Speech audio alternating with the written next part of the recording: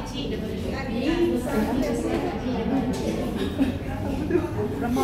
jom kita recap sikit ya. Recap sikit kan? Boleh kan? Okay, before kita move dekat yang lain, Puan-puan, kalau hari ni Puan-puan rasa macam senang gila lah Cik Su ajar ni. Nombor satu, mungkin sebab you dah pernah buat and then you faham the concept. Kalau you rasa macam kenapa I rasa susah susah sikit lah. Satu, kalau handphone you ada problem, internet ada problem, dia akan ganggu sikit proses belajar kita. Boleh faham kan maksud Cik Su kan?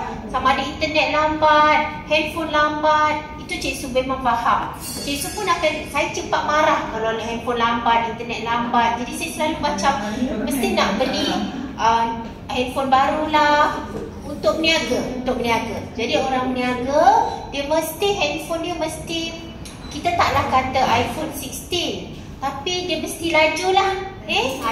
Kalau you beli dekat kedai tu, you cakap I nak handphone yang memori besar, yang storage besar, I nak buat TikTok cakap dekat dia.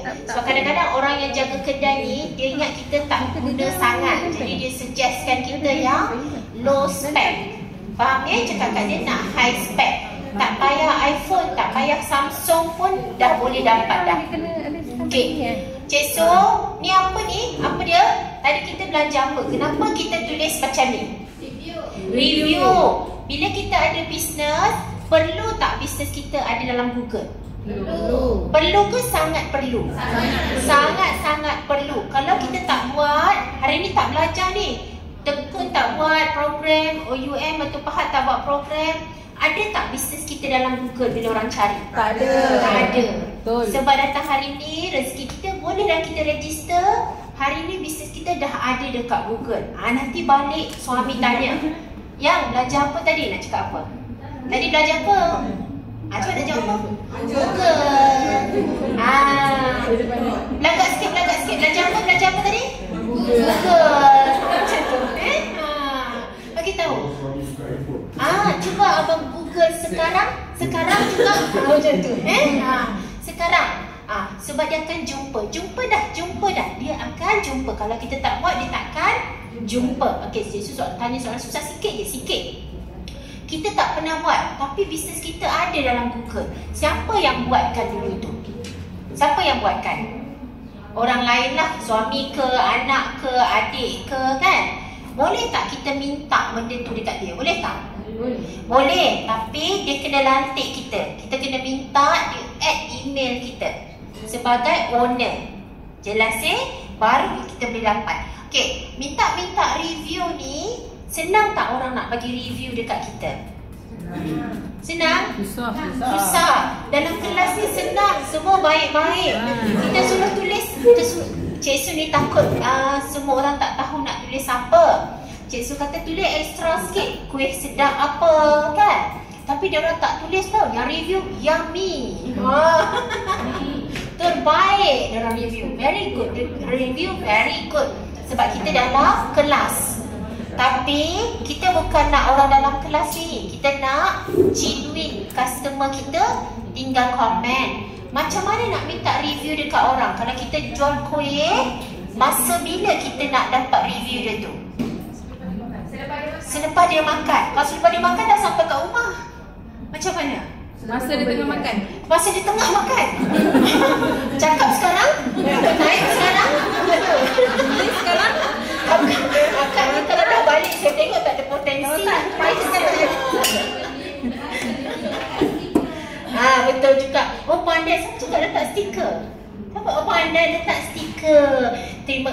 Kadang-kadang orang ni dari PL sikit tau. Perasan tak kita ni suka shopping, tapi jangan jual-jual barang kat kita.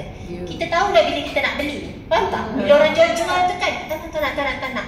Kalau orang tak jual, pandai je kita cari. Kita tak suka orang push tau. Tulislah review.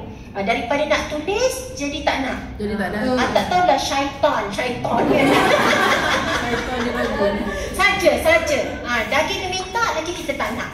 Tapi kalau kita being humble kan, terima kasih beli kuih dekat akak tadi. Kalau sudi boleh ketinggikan review sebab akak baru je buat Google Business Profile, baru nak berniaga-niaga kat internet. Kalau boleh tinggalkan 5 komen, happy akak. Tidur malam ni akak janji akak senyum sepanjang malam. Contoh kan. Dia pun lembut hati baca, faham tak? Alah cian. Jadi tengok-tengok dah 5,500 dah review. Akak ni dia tipunya aku, dan hati aku lembut. Kan contoh kan? Faham tak? Kan bila kita humble, orang tak kisah pun. Terima kasih tinggal so dia kena lepas makan. Akak harap you enjoy kuih tadi. Akak mau balik kelas online marketing OUM ni dengan tekun. Boleh tinggal 5 bintang, 5, jangan 3, 5. Macam mana? Jadi macam ala kak ni, ada dia macam customer service tu bersambung kan. Kalau you robot, boleh tak you robot? Terima kasih kerana membeli dengan kami. Berikan kami 5 bintang. Itu sahaja. Bye. Boleh tak hantar macam tu? Dia boleh, tapi dia macam kita pun buy. Aku ada tulis buy. Tapi Cik Su pernah kelas, lepas kelas Cik Su minta dia review. Seorang ni, dia India. Dia bukan pasal dia India ke Melayu, tapi dia India, dia tak berapa mahir bahasa Melayu. So Cik Su kata tinggal review. Kelas tu dalam bahasa Melayu, tapi dia enjoy dalam session. Dia pun tinggal komen, dia pun tinggal lah bintang. Bintang ada berapa bintang? Ada berapa bintang? 5. Kita nak minta orang tinggal berapa bintang? 5. Boleh tak kita kata tak kisah berapa-berapa pun? Boleh tak? Jangan cakap boleh berikan review jujur. Jangan minta dia jujur di Google. Boleh tak berikan kami feedback? Ada 5 bintang, tak kisahlah berapa-berapa bintang nak bagi untuk kami memperbaiki servis kami. Jangan. Nak perbaiki message personal. Faham message personal yang dekat sini boleh bagi kami 5 bintang. Hopefully bisnes kami pun sebagus yang puan ceritakan. Contohlah macam itulah nak katakan. So Cik Su pun kata, okey isi review Cik Su 5 bintang. Dia pun tinggal komen. Masa tu dalam 30 orang yang datang, 29-28 orang tulis 5 bintang. Dia seorang je tulis 3 bintang. Cik Su dah susah hati, tak boleh tidur. 3 bintang, 3/5 kan. Telefon dia, cari nombor telefon. You telefon dia kan, Raj, you kan 3 kali datang kelas Cik Su. Kenapa you tinggal 3 bintang? Kan nak tanya. Sebab dah 3 kali datang. Tapi comel, ayo, ya ke Cik Su kan? Ingat berapa kali datang? 5 betulkan balik 5 bintang? Okey, I masuk sekarang. Tukar 5 bintang. Tak boleh, kita tak boleh kecuali dia tinggal komen yang sangat harsh, macam sangat teruk ke kan, mencarut-carut ke, baru kita boleh report kat tepi tu. Tapi kalau setakat dia tulis bad service, kita nak report tak boleh, kita tak boleh delete. Okey, kalau orang tulis bad service, dah jangan datang dah. Apa kita nak reply? Delete tak boleh, apa nak reply? Terima kasih. Moga pun tak ikhlas.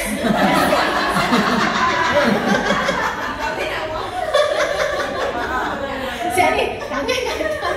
Kasihlah sangat. Kadang-kadang kita dah bagi. Saya suruh gurau-gurau damage dah damage kan. Mungkin masa tu kita pergi kenduri ke, staff kita reply. So, tapi kita kena ada damage control. Damage control untuk usahawan ni, things happen dah tak boleh ubah dah. Tak boleh tidur, tak lalu makan pun macam tu jugalah dia. Tapi kita kena reply. Kami amat kesal apa yang berlaku. Tu you baca balik. Kalau you rasa dia perlu contact you balik, cakap ini nombor manager kami untuk kami siasat perkara ini. Sekiranya perlu, boleh berhubung di sini. So, kadang-kadang orang ni kalau dia dah benci, macam mana you benci dulu? Macam mana putus cinta? Macam mana benci? Tengok handphone dia. Tak tengok dah? Tak tengok. Jeling aja kan? Kalau dulu tak ada WhatsApp kan? Dulu. Kalau sekarang ada kita view je. Betul tak? Blue tick je. Tak baca dah. Dulu pakai surat. Dulu gambar tu potong. Surat bakar yang budak tu bakar.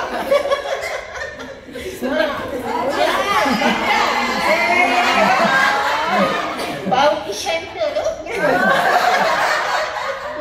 Bakar Kira habislah memori kan. Tapi sekarang sama juga. Kalau dia dah benci tu, dia dah tulis komen, dia tak baca pun kadang-kadang kan. Don't care pun. Kita kata call balik ke dia don't care. Tapi kita tulis juga komen tu untuk orang lain baca. So orang tahu kita responsible, orang tahu kita concern, kami kesal apa yang berlaku. Boleh hubungi kami di sini. Boleh tak kita kata, tak apa, tuan datang je nanti dapat 10% diskaun. Boleh tak dekat cakap macam tu, tulis dekat situ. Tak boleh lagi ramai pula mai tulis komplain buruk-buruk sebab nanti owner akan cakap dapat 10%. Faham kan? Kita mana nak tahu, kita memang jujur. Betul kan? Macam tu ya? Kita ni ikhlas nak bagi 10%. Ramai pula ramai-ramai tulis buruk-buruk kat kita untuk dapat 10%. Okay. Satu hari nak kena berapa banyak review? Ni, sebulan nak kena berapa banyak review bila orang tulis ni? 30. Oh, dah ada target dah betul. Satu hari satu. Kena ada target. Contoh, Cik Sudi carilah kedai makan. Nak makan kedai makan mana lah ni kan, cari kan. Lepas tu carilah restoran. Kalau nak try lah restoran sedap. Restoran Ni orang rakyat biasa tau. Maksudnya orang luar. Restoran sedap Batu Pahat. Dia akan cari macam ni je. Ni dia tak tahu nak makan apa. Okay. Bila dia cari, kalau you tengok area Batu Pahat, dia hanya akan tunjukkan yang review banyak. Nampak tak? 978, 915, 587. Siapa buka restoran dekat Batu Pahat? Ada tak kat sini? Belum lagi. Nantilah kita buka satu.